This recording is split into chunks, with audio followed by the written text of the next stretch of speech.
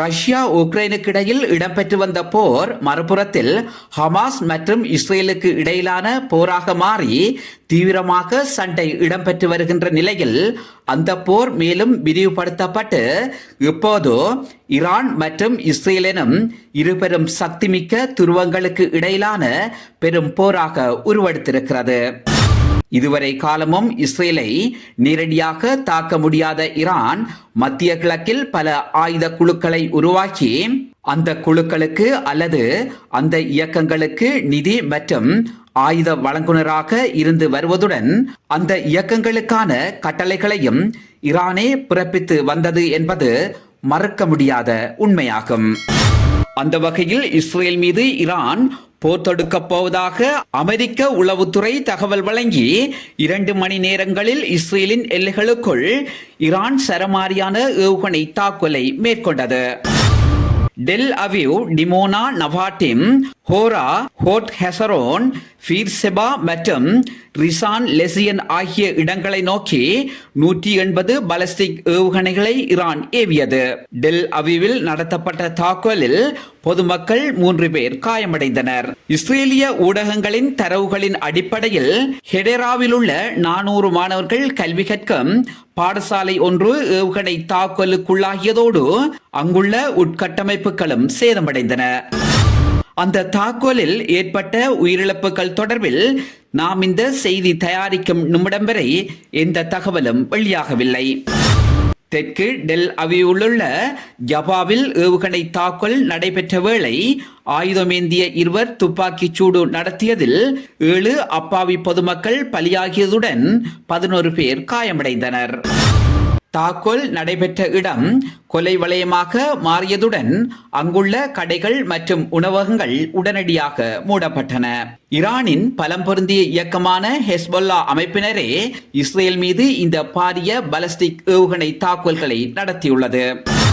Iran தாக்குதல் நடத்துவதற்கு முன்னரே இஸ்ரேலில் 1800 சமிக்ஞை ஒலிகள் ஒலிக்கப்பட்டது.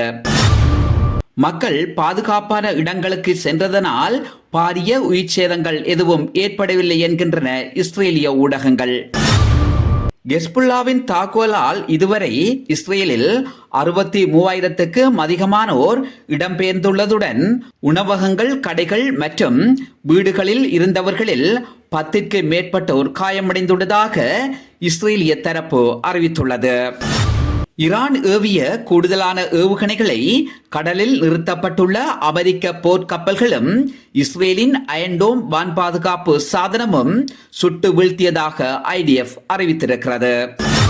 மற்றும் ஈரான் நடத்திய இந்த தாக்குதல் ஒரு வெற்றிகரமான தாக்குதல் என்றும் ஈரான் நினைத்ததை நடத்தி முடித்திருப்பதாக ஈரானிய ஊடகங்கள் புகழாரம் சூட்டுகின்ற அதே நேரம் இஸ்ரேலுக்கு ஏற்பட்ட இழப்புகளை IDF மூடி மறைப்பதாக ஈரானிய ஊடகங்கள் குற்றம் சுமத்துகின்றன.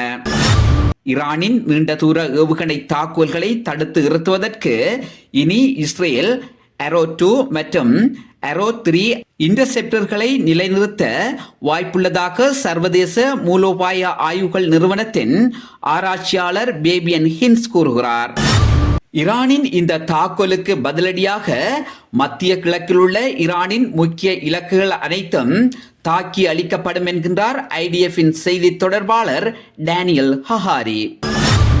ஈரானிய வெளியுறவுத்துறை அமைச்சர் அப்பாஸ் அராச்சி கூறுகையில், தாக்குதல் தாமதமாக நடத்தப்பட்டாலும் தரமான முறையில் நடத்தப்பட்டிருப்பதுடன் இந்த தாக்குதல் இஸ்ரேலுக்கு ஒரு பாடமாக அமையட்டும் என்கிறார். அதே நேரம் இஸ்லாமிய புரட்சி காவலர் படைப்பிரிவு இஸ்ரேலுக்கு எதிராக தாக்குதல் நடத்துவதற்கு தயாராக இருப்பதுடன் ஈராக்கில் உள்ள அமெரிக்க தளங்களை குறிவைத்து தாக்குதல் நடத்தப்போவதாகவும் அறிவித்திருக்கிறது. செவ்வாயன்று ஈரான் மேற்கொண்ட இந்த தாக்குதல் இஸ்ரேலுக்கு இன்னும் கோபத்தை அதிகரிக்க செய்துள்ளதுடன் இனி இஸ்ரேலின் நடவடிக்கைகள் வேறு விதமாக இருக்கும் என்கிறார் அமெரிக்க வெள்ளை மாளிகையின் ஆலோசகர் ஜாக் சுலைவன். ஈரான் மேற்கொண்ட தாக்குதலுக்கு சர்வதேச நாடுகளின் கண்டனம் அதிகரித்து வருகிறது. இந்த தாக்குதல் மத்திய கிழக்கு பிராந்தியத்தை மேலும் படுகொலிக்கு இட்டு செல்லும் என ஜெர்மனிய வெளியுறவுத்துறை அமைச்சர் அன்னலனா பேர்பாக் கூறுகிறார். அதேவேளை ஐக்கிய நாடுகள் பொதுச்சபையின் செயலாளர் ஆண்டனியோ குட்ரஸ் தெரிவிக்கையில், இந்த தாக்குதலை வன்மையாக கண்டிக்கிறேன். இது ஒரு கொடிய போர். இந்த போர் முற்றுமுழுதாக நிறுத்தப்பட வேண்டும் என்கிறார்.